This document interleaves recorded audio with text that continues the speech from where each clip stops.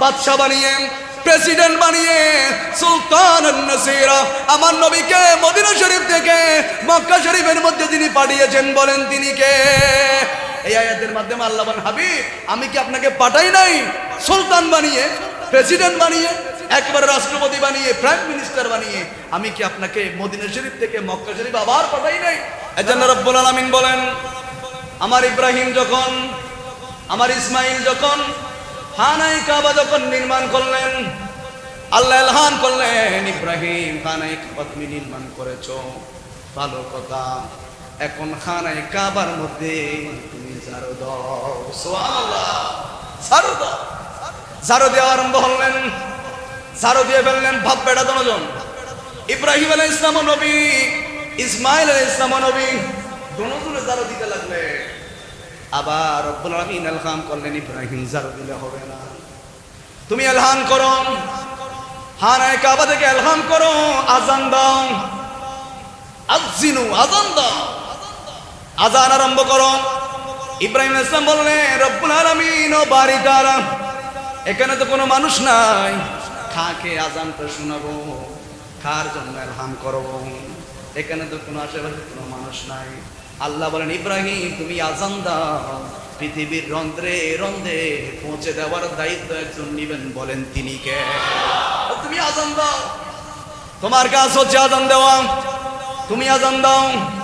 এই খানায়ে কাবার সামনে আযান দিবে, পৃথিবীর রন্ধ্রে রন্ধ্রে যেখানে যেখানে মানুষ থাকবে, প্রত্যেক মানুষের কানে কানে যিনি নিয়ে যাবেন, বলেন তিনি কে?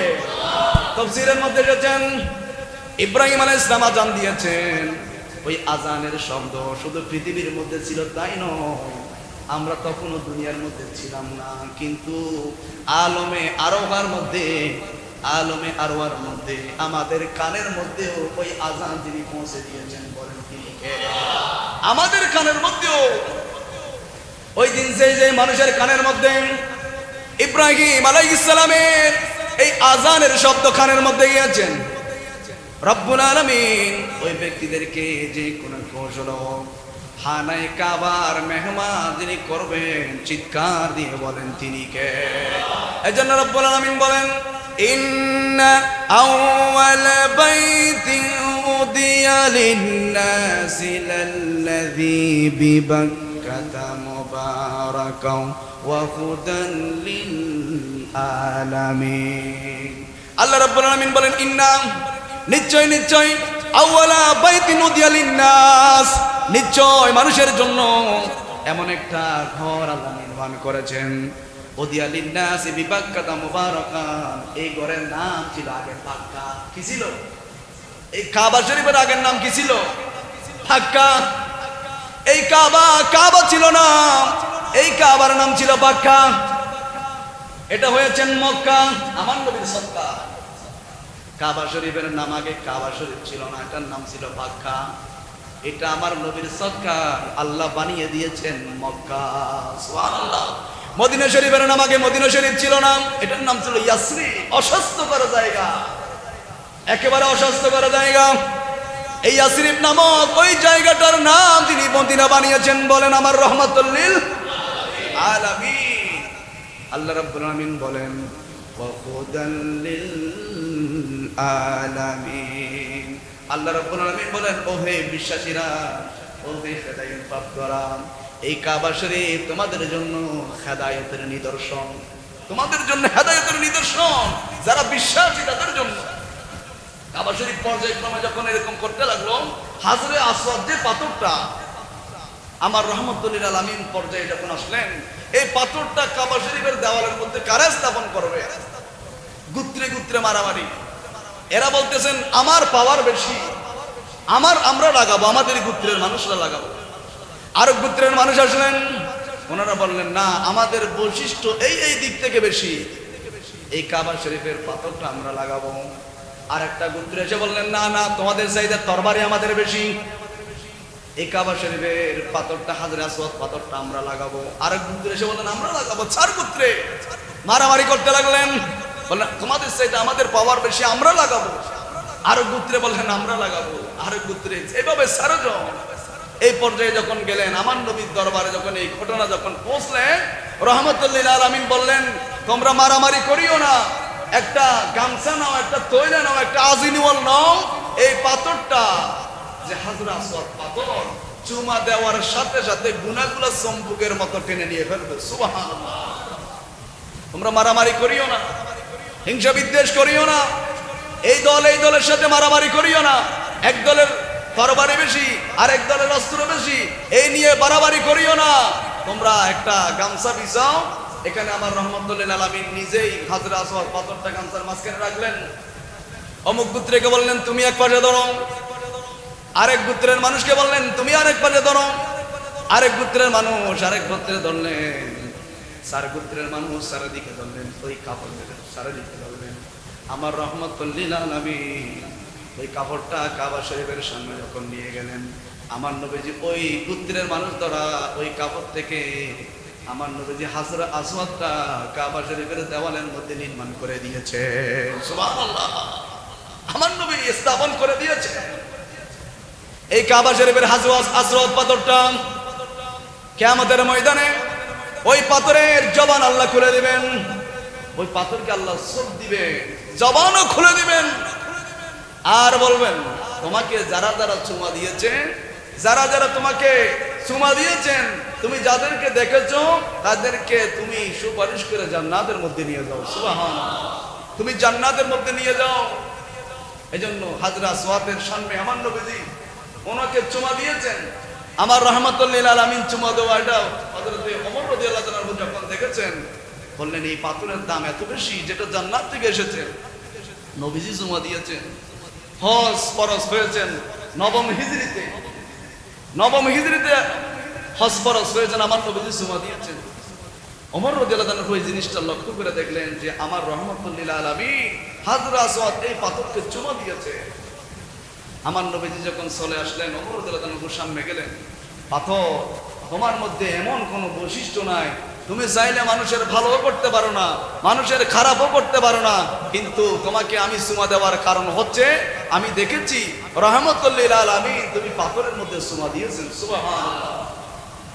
আমার নবী চুমা দিয়েছেন বিদায় তোমাকে চুমা দিচ্ছি, নতুবা তোমার মধ্যে এমন কোনো বৈশিষ্ট্য নাই, এমন কোনো বড়ত্ব নাই, তুমি মানুষের ভালো করতে পারো না, খারাপও করতে পারো না। তোমাকে চুমা দেওয়ার কারণ হচ্ছে আমার মায়ার নবী, দু জাহানের বাদশা নবী রহমতুল আলামিন চুমা দিয়েছে বিদায় আমি ওমর রাদিয়াল্লাহু তাআলা তোমায় পাথরের মধ্যে চুমা দিচ্ছি। সুবহানাল্লাহ। এজন্য যাদের উপর হজ ফরজ হয়েছে, যাদের সামর্থ্য আছে, হজ মানে সংকল্প করা, ইচ্ছা করা যে আমি বাইতুল্লাহ শরীফ খানায়ে কাবা আমি তাওয়াফ করব, জিয়ারত করব, আল্লাহর ঘরের মধ্যে যাব। যাদের সামর্থ্য আছে, নারী পুরুষ আকলবান বিবেকবান, অর্থাৎ মুসলমান হতে হবে, বিবেক ঠিক থাকতে হবে। আসা যাওয়ার খরচ ব্যতীত পরিবারের জন্য 3 মাসের খরচ যাদের দেওয়ার সামর্থ্য আছে, ওই ব্যক্তিদের জন্য জীবনে একবার হজ যিনি ফরজ করেছেন বলেন তিনি কে? এই কথা যখন আমার নবীজি বলছেন, এক সাহাবী প্রশ্ন করতে লাগলেন, ইয়া রাসূলুল্লাহ, নবীজি আমরা কি হজ প্রতি বছর করব? আমার নবীজি চুপ ছিলেন। আবার ওই সাহাবী কোন থেকে বলতে লাগলেন, নবীজি আমরা কি হজ প্রতি বছর করব নাকি?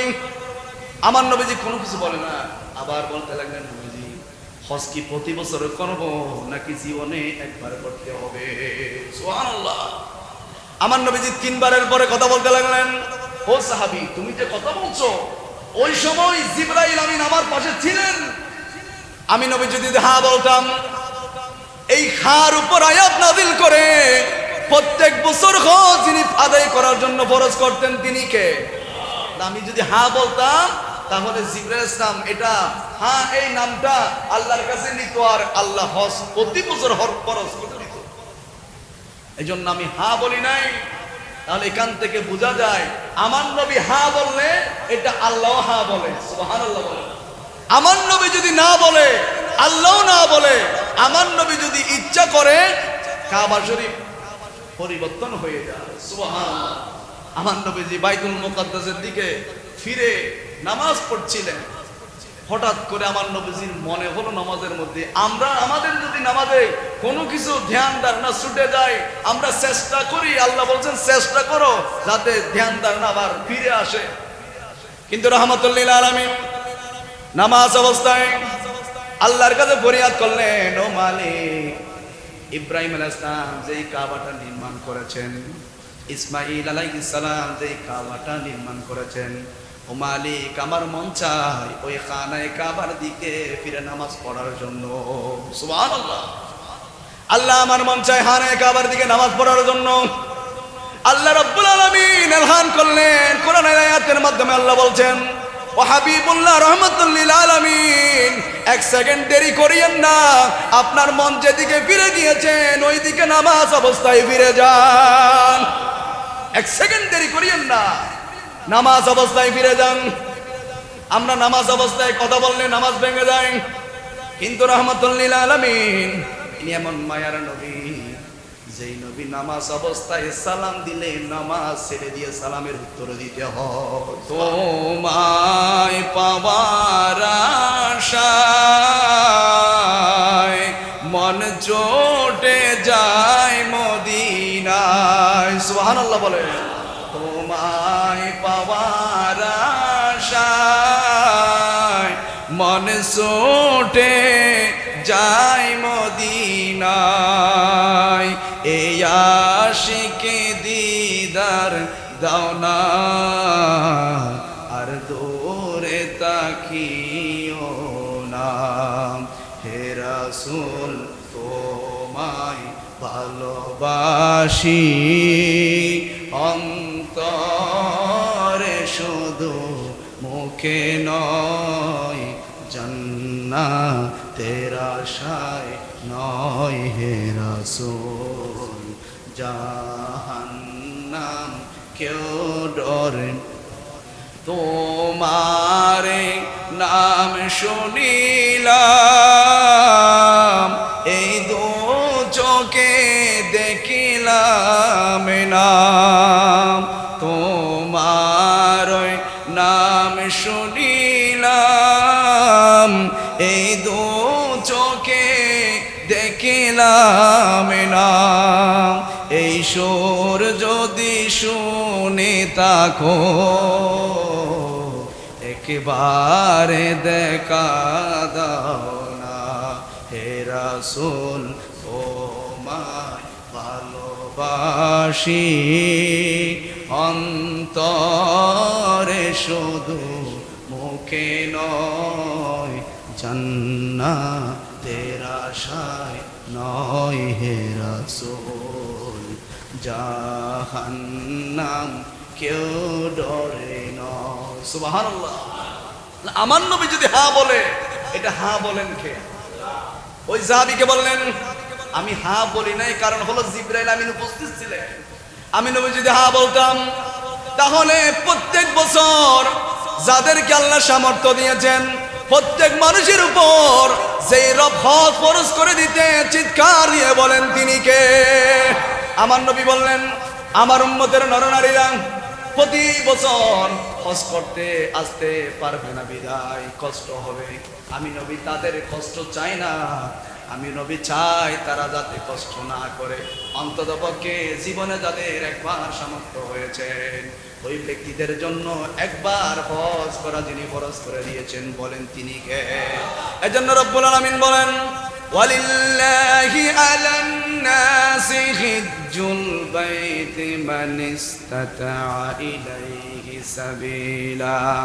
ওয়ালিল্লাহি আলান নাস, যে সমস্ত মানুষগুলো কাবা শরীফের মধ্যে এসেছেন, হিজ্জুল বাইত মান ইসতাতা ইলাইহি সাবিলা, যে সমস্ত মানুষগুলো কাবা শরীফের মধ্যে যারা গিয়েছেন, খানায়ে কাবার মধ্যে যারা গিয়েছেন, একবার যারা গিয়েছেন তারা আর সাধারণ মানুষ নয়, একজনের মেহমান হয়ে গিয়েছেন, বলেন তিনি কে? আল্লাহ বলেন তারা সাবিলা, ওই ব্যক্তিরা আমি আল্লাহর রাস্তার মধ্যে এসে গিয়েছেন, তাদের কোনো ভয় নাই, তাদের কোনো চিন্তা নাই।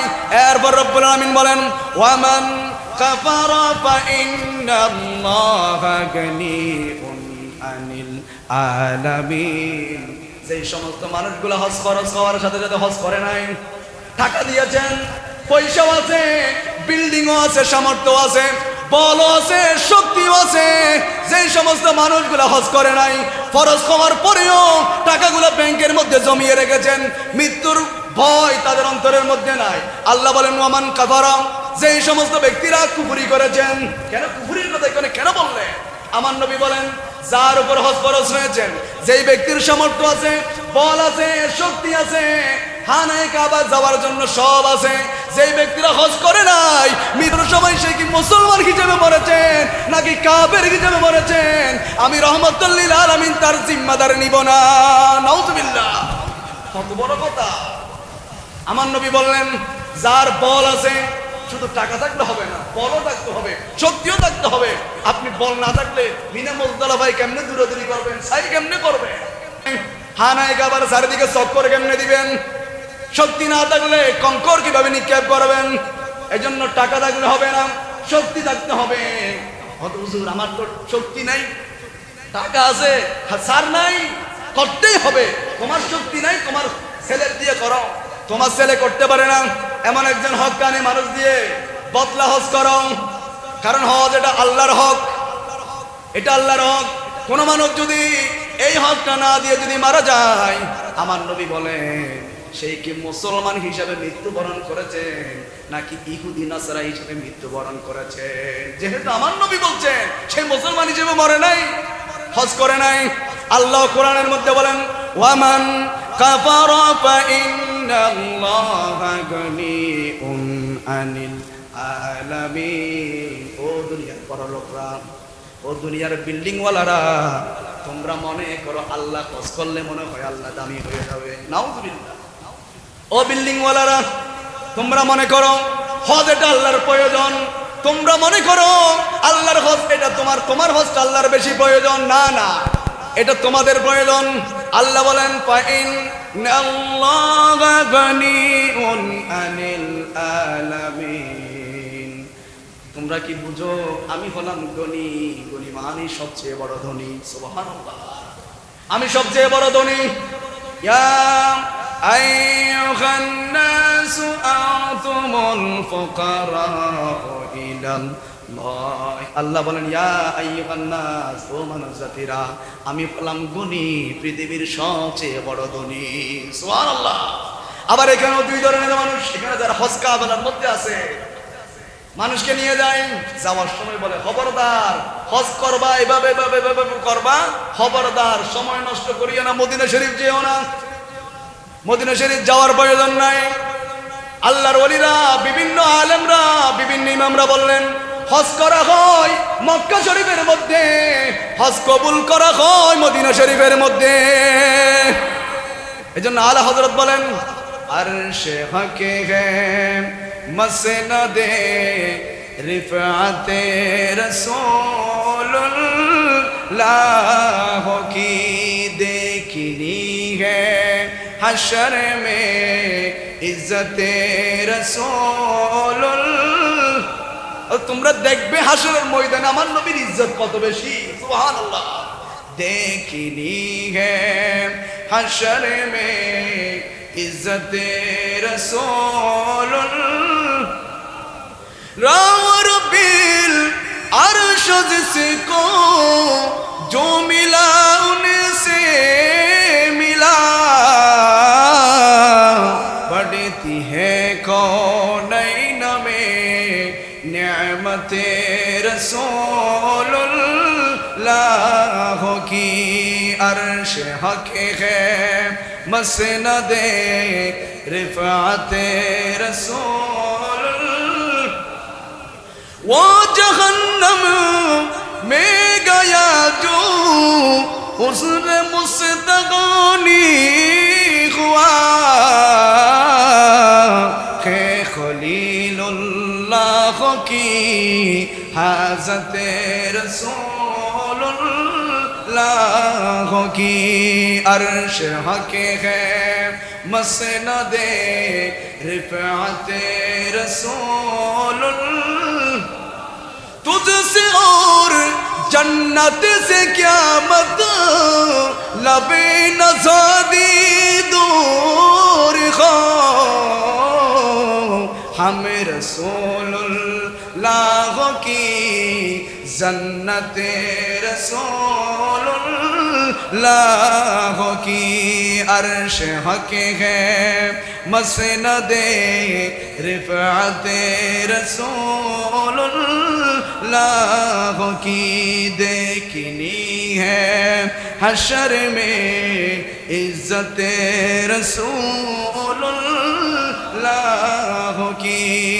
একজন সাহাবী এসে বললেন, ইয়া রাসূলুল্লাহ, নবীজি আমার বাবার উপর হজ ফরজ ছিল, আমার বাবার সামর্থ্য ছিল, আমার বাবা অসুস্থ।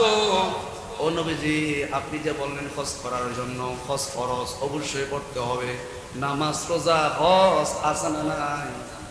পাঁচটা স্তম্ভের মধ্যে হজের কথা আছে নাই?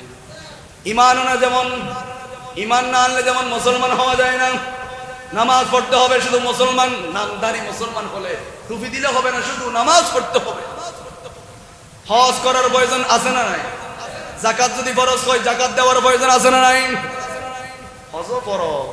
ইয়া রাসূলুল্লাহ, আপনি বললেন হজ করো ফরজ। নবীজি, আমার বাবার টাকা আছে, পয়সাও আছে, কিন্তু আমার বাবাটা কাবা শরীফের মধ্যে তাওয়াফ করতে পারবে না, আমার বাবা মিনা মুজদালিফার মধ্যে দৌড়াদৌড়ি করতে পারবে না। নবীজি, আমি এখন কি করব? আমার নবী বললেন, তোমার বাপ যদি কর্জ রেখে যদি মারা যায়, তুমি কি কর্জগুলো দিবে না? বলেন, ইয়া রাসূলুল্লাহ, আদায় তো করব। বলেন, হজ এটা দুনিয়ার মানুষের কর্জ নয়, একজনের কর্জ। বলেন, তিনি কে? এটা দুনিয়ার মানুষের কর্জ। তোমার বাপ যদি কর্জ রেখে মারা যায়, তুমি তো কর্জগুলো দিতে পারবা, দিবে, সামর্থ্য যদি তাকে দিয়ে ফেলবে, কিন্তু এটা তো দুনিয়ার মানুষের কর্জ নয়, এটা একজনের কর্জ। চিৎকার দিয়ে বলেন, তিনি কে? সুন্নাত মান قد أرسلنا قبلك من رسلنا ولا تجد لسنتنا تحويلا أقم الصلاة لدلوك الشمس إلى غسق الليل وقرآن الفجر إن قرآن الفجر كان مشهودا সুবহানাল্লাহ। এটা আল্লাহর হক, এটা আল্লাহর হক, আল্লাহর কর্জ অবশ্যই দিতে হবে। ইয়া রাসূলুল্লাহ, কি করব তাহলে? বলেন, তুমি তোমার বাবার পক্ষ থেকে হজ করে নাও। যদি তোমার ফরজ হয়, তাহলে তোমারটাও করবা, তোমারটা করার পর তোমার বাবারটা করবা। আবার বলতে পারেন, হুজুর, এক জামাতে কি সব করতে পারবো না? হজের জন্য নির্ধারিত দিনও আছে, নির্ধারিত মাসও আছে, নির্ধারিত সময়ও আছে। জিলহজ মাসের এই মাসের মধ্যে হজ সম্পাদন করার জন্য যিনি বলেছেন, তিনি কে? নির্ধারিত সময়, বছরে একবার। এজন্য আমার নবী বললেন, বহু মানুষে বলে করবো, আগামী বছর করবো আর কি। আরে এক সেকেন্ডের কোনো হিসাব নাই, এক সেকেন্ডের কোনো মানুষের সিকিউরিটি নাই। তুমি আগামী বছর হজ করবা, এর আগে যদি তুমি মারা যাও, এর আগে আল্লাহ না করো তুমি যদি মারা যাও, তাহলে তোমার কি করুণ অবস্থা হবে? এজন্য নবী বললেন, যেই সময় হজ ফরজ হয়েছে, সাথে সাথে তুমি হজ তুমি আদায় করো। যিনি কবুল করবেন, যিনি ফরজটা কবুল করবেন, বলেন তিনি কে? বলেন, তুমি আদায় করে নাও। আরেকজন, ইয়া রাসূলুল্লাহ, নবীজি, আমি আপনার জন্য বারংবার আপনার নামে হজ করেছি। সুবহানাল্লাহ বলেন। আমার নবী যে, আমরা যে নবীজির নামে হজ করতেছি বা যারা করতেছেন আর কি, আমার নবীজি এই পদ্ধতিটা শিখিয়ে দিয়ে গেছেন। আমার নবীজিও কোরবানি দেওয়ার সময় দুইটা ছাগল নিয়েছেন, একটা নিজের জন্য জবাই করেছেন, আর একটা যত উম্মতের নরনারী কোরবানি করতে পারে নাই তাদের জন্য আমার নবীজি এক ভাগ কোরবানি দিয়ে ফেলেছেন। সুবহানাল্লাহ। আমরাও কোরবানি দেওয়ার সময় যারা পারে থাকে, তারাও নবীজির নামে কোরবানি দিই। আমার নবী শিখাই দিয়েছেন, আমার উম্মতের যারা কোরবানি করতে পারে না, তাদের জন্য আমি কোরবানি করে দিচ্ছি। সুবহানাল্লাহ। এক সাহাবী এসে বললেন, ওগো মায়া নবী রাহমাতুল লিল আলামিন, ওগো নবী, আমি অনেকবার আপনার জন্য হজ করেছি, আমি আপনার জন্য অনেকবার হজ করেছি। আমার নবীকে এই কথা বলা মাত্র আমার নবী বললেন, ও সাহাবী, তুমি কি হজ করার সময় লব্বাইক বলে আমার নবী তুমি লব্বাইক বলেছো কিনা? সুবহানাল্লাহ। ওই সাহাবী বললেন, নবী, আমি লব্বাইক বলেছিলাম। ও সাহাবী, তুমি কি খানায় কাবার চারিদিকে ঘুরেছো কিনা? বললেন, নবীজি, সব আদায় করলাম। আমার নবী বললেন, ও সাহাবী, যেদিন কিয়ামতের ময়দানে কেউ কারো হবে না। সাবাতুন ইউযিল্লুকুমুল্লাহু ফি যিল্লিহি ইয়াওমা লা যিল্লা ইল্লা যিল্লু, যেদিন কেউ কারো জন্য হবে না। 12টা মাথার সূর্যের মধ্যে 12টা সূর্য মাথার উপরে যেদিন আসবে, ওই দিন আমি নবীজি তোমার জন্য শাফাত করব। সুবহানাল্লাহ। ওই সাহাবী বললেন, নবীজি আমি আপনার জন্য হজ করেছি। আমার নবী বললেন, তুমি কি লব্বাইক বলেছো? বললেন, ইয়া রাসূলুল্লাহ বলেছি। তুমি কি হানায় কাবার চারিদিকে ঘুরেছো? বললেন, ঘুরেছি। তুমি কি আমার জন্য মিনা মুজদালিফার মধ্যে সাই করেছো? বললেন, সব করলাম নবীজি। আমার নবী বললেন, জেনে রেখো কিয়ামতের ময়দানে সুপারিশ তোমার জন্য ওয়াজিব হয়ে গিয়েছে, ওয়াজিব হয়ে গিয়েছে। আর 2 নম্বর হলো, আমি রহমাতুল লিল আলামিন নিজের হাতে ধরে ধরে তোমাকে জান্নাতে দিয়ে আসবো। কত বড় কথা! আমার নবীজি নিজেই হাকে ধরে ধরে জান্নাতের মধ্যে দিয়ে আসবেন। এরপর আমার নবী বললেন, এমন একটা সময়, যে সময় মানুষগুলা হিসাব নিয়ে ব্যস্ত থাকবে, মানুষগুলা আল্লাহ দরবারের মধ্যে লজ্জিত হয়ে যাবে, মানুষগুলা আগুনের তাপের মধ্যে আর সহ্য করতে পারবে না। 12টা সূর্য মানুষের মাথার উপর যখন তাপ প্রদর্শন করবেন, ওই সময় মানুষ নিজেকে আনফসি আনফসি বলবে, নিজের হিসাব নিয়ে ব্যস্ত থাকবে। ওই সময় তোমার কোনো হিসাব হবে না, বিনা হিসাবে আমি নবীজি তোমাকে ধরে ধরে জান্নাতের মধ্যে দিয়ে আসবো। তাহলে ওই নবীর ভালোবাসা অন্তরের মধ্যে চাই কিনা? আরো জোর বলেন না, চাই কিনা? তাহলে হজ করতে যাবেন, ঠিক আছে, ফরজ যাবেন, কিন্তু মদিনা শরীফ যাওয়ার প্রয়োজন আছে না? আরো জোরে বলেন, আছে না নাই? যারা বলে মদিনা শরীফ যেতে হবে না, এই সমস্ত ব্যক্তিদের সাথে আপনারা হতে যাবেন না। এমন ব্যক্তিদের সাথে যাবেন যাদের অন্তরের মধ্যে নবীর ভালোবাসা আছে, যাদের অন্তরের মধ্যে আমার নবীর প্রেম আছে, যারা মদিনা শরীফের মধ্যে নিয়ে যাবেন। মদিনা শরীফের দর্শনীয় জায়গাগুলা, সিদ্দিক আকবরের মাজার দেখাবেন, ফারুক আজমের মাজার দেখাবেন, আমার নবীজির রওজায়ে পাকে নিয়ে যাবেন, জান্নাতুল বাকি শরীফের মধ্যে জান্নাতুল মুআল্লা শরীফ, সাহাবা ইকরামের মাজার, বিভিন্ন সাহাবা ইকরামের মাজার যারা দর্শন করাবে, এই ব্যক্তিদের সাথে যাবেন। যারা জিয়ারতকে বেদাত বলে, পূজা বলে, তাদের সাথে যাওয়া যাবে? আরো জোরে বলেন না, যাওয়া যাবে? বিরহে দিল পড়ে সরকার যে আমার ইয়া রাসূলান, সবাইকে বলতে হবে, এটা আমাকে অনুরোধ করেছেন হুজুর, আরেকবার বলিয়েন। বিরহে দিল পড়ে সরকার যে আমার ইয়া রাসূলুল্লাহ, আমার কেউ নেই তুমি সারা সাহারা ইয়া রাসূলুল্লাহ। বিরহে দিল পড়ে সরকার যে আমার ইয়া রাসূলুল্লাহ, আমার কেউ নেই তুমি সারা। কত জনে দেখি তোমায় কলিজা শীতল হয়ে যায়, কত জনে দেখি তোমায় কলিজা শীতল হয়ে যায়। আমাকে দাও না দিদার কি বারিয়া রাসূলুল্লাহ, আমার কেউ নেই তুমি সারা সাহারা লাল্লা, আমার কেউ নেই তুমি সারা সাহারা। শুধু একবার দেখিতে চাই জীবনে আর যে চাওয়া নাই, শুধু একবার দেখিতে চাই জীবনে আর যে চাওয়া নাই। তুমি যে রহমতে আলম আকা ইয়া রাসূলুল্লাহ, তুমি যে রহমতে আলম আকা ইয়া রাসূলুল্লাহ, আমার কেউ নেই তুমি সারা সাহারা ইয়া। এখান থেকে যদি কবুল হয়ে যায়, দেখবেন আগামী বছর আপনি হজে যাবেন। কারণ এগুলো লিপিবদ্ধ করা হয় নবী মুস্তাফার দরবারে। আমরা নামাজ পড়ি, আমরা মনে করি সরাসরি আল্লাহর দরবারে চলে যায়, এর বেকু। ইন্না দুআ মাওকুফুন বাইনাস সামাই ওয়াল আরদ, নিশ্চয় নিশ্চয় এই দোয়াগুলো আসমান এবং জমিনের মাঝখানে লক্ষ্মী থাকে। নামাজ পড়েছেন সব লক্ষ্মী থাকে। হাত্তা তুসাল্লি আলা নবিয়িকা হাবিবিকাল মুস্তাফা সাল্লাল্লাহু আলাইহি ওয়াসাল্লাম, যখন মাত্র আমার নবীর দরুদ পড়েছেন, সাথে সাথে নবীজির দরুদের উসিলায় আল্লাহর দরবারে কবুল হয়ে যাবে। সুবহানাল্লাহ। তাহলে দোয়া কবুলের জন্য নবীর দরুদ প্রয়োজন।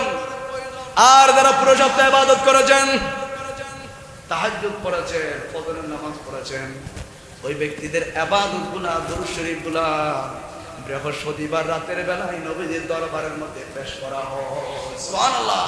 আমার নবীর দরবারের মধ্যে দেওয়া হয়, ইয়া রাসূলুল্লাহ, নিমরিং এলাকার মধ্যে অমুকের ভাই, অমুকের বাবা আপনার জন্য দরুদ পাঠিয়েছেন। আমার নবী তার বাবার নাম সহ, মায়ের নাম সহ, 14 গোষ্ঠীর নাম সহ লিপিবদ্ধ করে এখানে শিলমোহর মেরে দেয়। সুবহানাল্লাহ। নবী শিলমোহর মেরে দেয়, সাথে সাথে জিবরাইল আমিন ওই কাগজটা নিয়ে আল্লাহর দরবারের মধ্যে চলে যায়। সুবহানাল্লাহ। তাহলে যা করেছেন এগুলো বৃহস্পতিবার নবীর দরবারের মধ্যে পেশ করা হবে।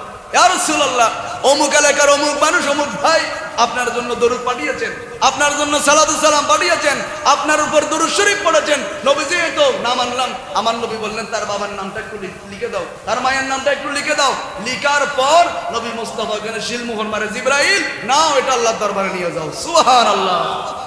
বিরহে দিল বেকেরার জান, গোলামের জান দ্বারা এই প্রাণ। বিরহে দিল বেকারার জান, গোলামের জান দ্বারা এই প্রাণ। ওয়ারাফানা লাকা যিকরা, তবে শান ইয়া রাসূলুল্লাহ। বিরহে দিল পড়ে সরকার যে আমার ইয়া রাসূলুল্লাহ। আমার কেউ নেই তুমি সারা সাহারা ইয়া রাসূলুল্লাহ। আমার কেউ নেই তুমি সারা সাহারা। এই জন্য রব্বুল আলামিন বলেন, তোমরা হজ করো, যাকাত দাও, এগুলো তোমাদের জন্য ভালো। আমি আল্লাহর কোনো কিছু আসে তাই না, তোরা হজ করলেও ভালো, না করলেও ভালো। হজ করলে তোদের লাভ, না করলে তোরা তোদের নিজের ভাইয়ের মধ্যে কোরআন মানলি।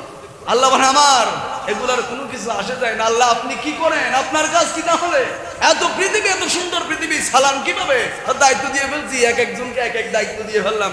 আল্লাহ আপনি কি করেন, আপনার কি কাজ? ইন্নাল্লাহা ওয়া মালাইকাতাহু ইউসাল্লুনা আলান নবী। আমার কাজ তোমরা জানতে চাও? ইউসাল্লুনা আলান নবী, আমার নবীর উপর দরুদ শরীফ পাঠ করা। সুবহানাল্লাহ। আল্লাহ আপনি নামাজও করেন না, হয়তো নামাজ কার জন্য করব? আমার উপর কেউ আছে নাকি? আমার উপর তো কেউ নাই, আমি তো সবার রব, নামাজ কার জন্য করব? আল্লাহ। এই জন্য আমার নবী যখন মেরাজে গিয়েছেন, আমার নবী সালাম দেয় নাই, আমার নবীকে রিপিট আল্লাহ সালাম দিয়েছেন। সুবহানাল্লাহ।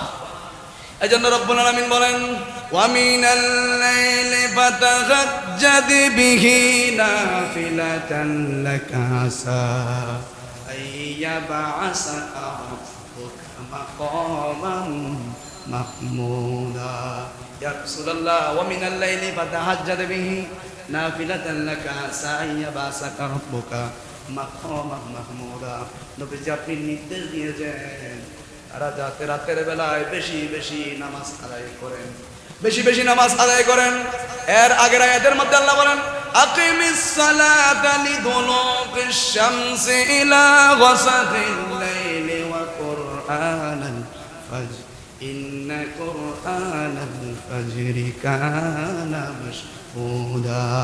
এই আয়াতের ব্যাখ্যার মধ্যে বিভিন্ন উলামায়ে কিরাম বলেছেন, মুহাদ্দিস ইকরাম বলেছেন, ওয়া মিনাল লাইলি আকিমিস সালাতা লিদুলুকিশ শামস, সূর্য যখন ডুবে যায়, ইলা গাসাকিল লাইল, রাত যখন আবার আসে, ওয়া কুরআনাল ফাজর, তোমরা ফজর পর্যন্ত কোরআন তেলাওয়াত করো।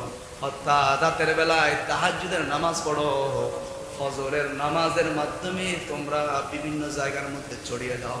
কারণ ফজরের নামাজটা এমন নামাজ যেই সময় আসরের নামাজের ফেরেশতারা ফজরের নামাজের মধ্যে মজলিস বসায়, ফজরের নামাজের মজলিস বসায়। আবার যারা রিফি সারাদিনের দায়িত্ব পালন করবেন তারাও আসেন। তুই ফেরেশতা মজলিস বসায়, আপনারা কোরআন তেলাওয়াত করেন, ফজরের নামাজ পড়েন, দীর্ঘক্ষণ ধরে কোরআন তেলাওয়াত করেন, দীর্ঘক্ষণ ধরে আপনারা রুকু করেন, সিজদা করেন। ফজরের নামাজ পড়ার পর আপনার বাড়ির মধ্যে ফিরে যান। এই দুইজন ফেরেশতা থেকে একজন ফেরেশতা আল্লাহর দরবারের মধ্যে ফিরে যায়। আল্লাহ বলেন, ও গোলামরা, ও ফেরেশতারা, কি এনেছো? কার ইবাদত এনেছো? কে নামাজ পড়ে নাই? কে ফজরের নামাজে ছিল না? কে নামাজের মধ্যে অংশগ্রহণ করে নাই? কে কাদারের মধ্যে সীমাবদ্ধ হয় নাই? আর কে পড়েছেন? আল্লাহর কাছে লিস্টিগুলা প্রেরণ করা হয়। অমুক বাড়ির এলাকার মসজিদের মধ্যে এত কাতার মানুষ হয়েছেন, অমুক বাড়ির এলাকার মধ্যে ইমাম সাহেব আর দুইজন সামনে ছিলেন, আর কেউ নাই। আল্লাহ বলেন, নাফরমান, তোরা কি আমার কাছে আসবি না? তোদেরকে এই শক্তি থেকে যাবে নাকি? তোরা কি মরবি না? জাহান্নামের আগুন কি তোদের নসিব হবে না? জাহান্নামের মধ্যে কি তোরা যাবি না? আল্লাহ নিজে বলে। আর যাদের কাতার বেশি, জুমার নামাজে যেমন বেশি, ফজরের নামাজও এর চেয়ে বেশি। সুবহানাল্লাহ। এরকম দৃশ্য যখন হয়ে যাবে, ইসলাম আর কায়েম করতে হবে না, মানুষকে বোমা মারতে হবে না, রাস্তার মধ্যে তরবারি নিয়ে ঘোরাঘুরি করতে হবে না, ইসলাম এমনিতেই কায়েম হবে। ফজরের নামাজের দৃশ্য যখন জুমার নামাজের দৃশ্য হবে, আর শাহিন থেকে যিনি খুশি হয়ে যাবেন, বলেন তিনি কে? ইন্না কুরআনাল ফাজরি কানা মাশহুদা। আল্লাহ রাব্বুল আমিন বলেন, ওই সময় ফেরেশতারা উপস্থিত থাকেন, ফেরেশতারা নামাজটা পরিলক্ষণ করেন।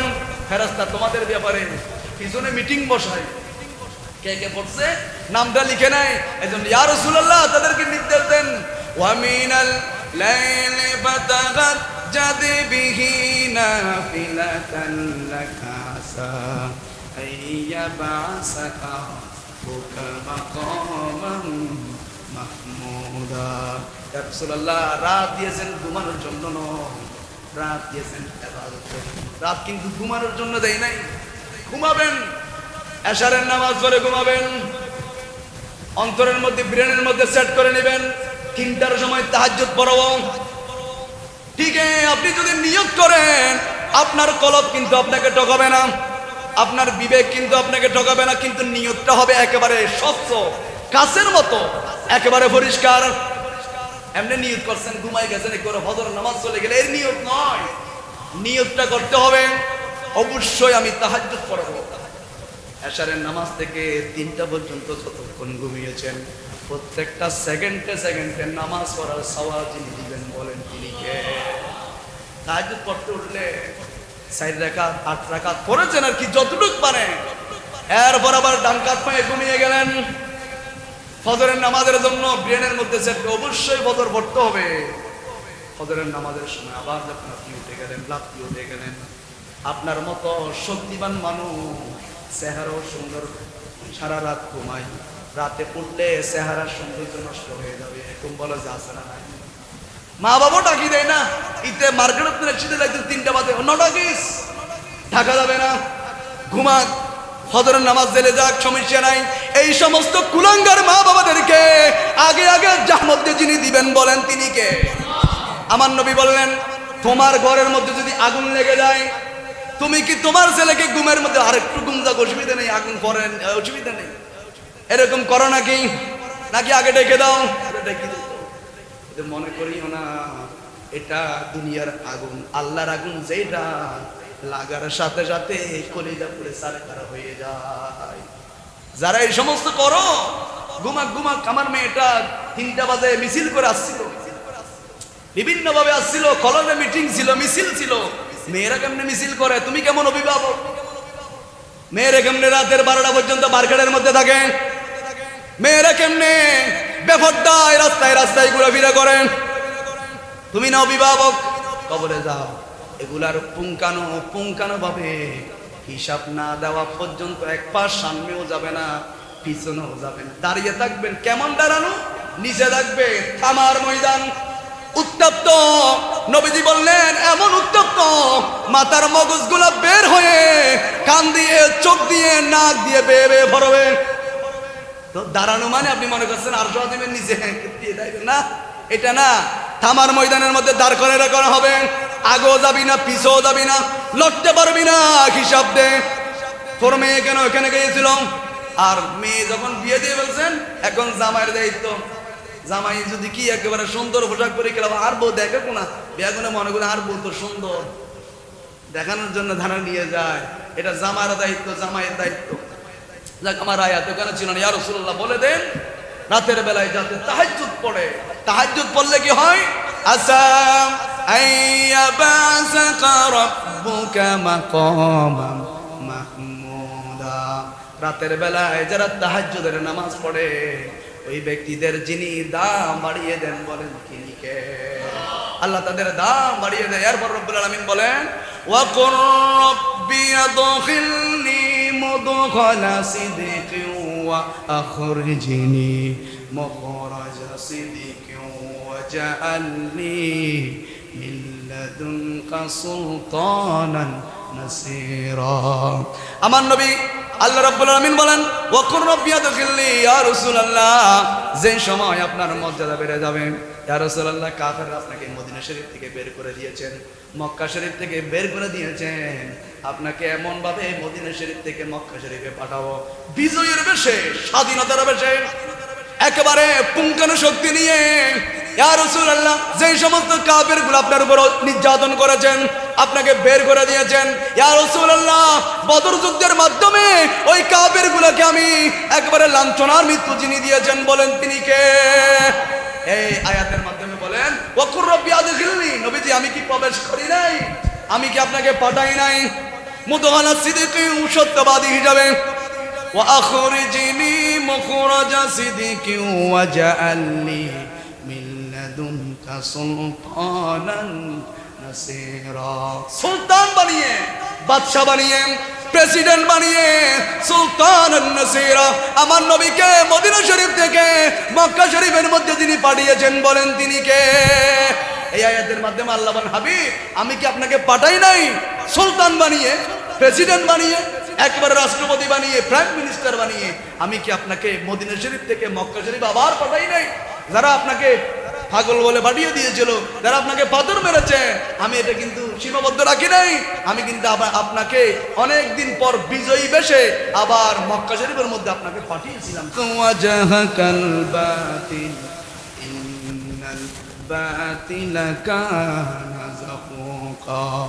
আমার নবীকে যখন পাঠালেন আল্লাহ রাব্বুল আলামিন বলেন রাসূলুল্লাহ ইয়া রাসূলুল্লাহ এখন হক এসেছেন বাতিলরা বিলুপ্ত হয়ে যাবেন বাতিলগুলো ধ্বংস হয়ে যাবেন দুলিশাত হয়ে যাবে কারণ ওয়ানুনাজ্জিলু মিনাল কুরআনি মা হুয়া শিফাউন ওয়া রাহমাতুল লিল মুমিনিন ইয়া রাসূলুল্লাহ কোরআন এসেছেন আপনি নবী এসেছেন এখন বাতিল সব দুর্বৃত হয়ে যাবে এখন ইসলামের ঝান্ডা উঠতেই থাকবে ইসলামের বিজয় যিনি দান করেছেন বলেন তিনি কে এজন্য যাদের উপর হজ ফরজ হয়েছেন আমার ধারাবাহিক আলোচনা হজের উপর থাকবে যারা সামর্থ্যবান হয়েছেন যাদের টাকা আছে পয়সা আছে বুদ্ধি আছে ক্ষমতা আছে আপনারা দেরি করিয়েন না আগামী বছরের জন্য যদি বসে থাকেন যদি মরি যান তাহলে মুসলমানেই মরবেন দাড়িও সব ছিল সব আছে নামাজও পড়তেন কিন্তু হজ করেন নাই নবী বলছেন সে কি মুসলমান হিসেবে মরছে না কাফের হিসেবে মরছে আমি জানি না আমার নবী যদি না জানে জানবেন আমার নবী বলছে এটা জিম্মাদার আমি নন এই জন্য যাদের উপর হজ ফরজ হয়েছে আপনারা যত দ্রুত পারেন আপনারা হজ আদায় করার চেষ্টা করবেন আমার ধারাবাহিক আলোচনা হজ আদায় করতে না পারলে কি হবে কোরআন সুন্নাহর আলোকে ইনশাআল্লাহ আগামী জুমা থেকে ধারাবাহিকভাবে আলোচনা বর্ণনা হবে আল্লাহ পাক রব্বুল আলামিন আমাদের সবাইকে আজকের আলোচনা থেকে শিক্ষা গ্রহণ করে বাকি জীবনে বাস্তবায়িত করার তৌফিক দান করুন।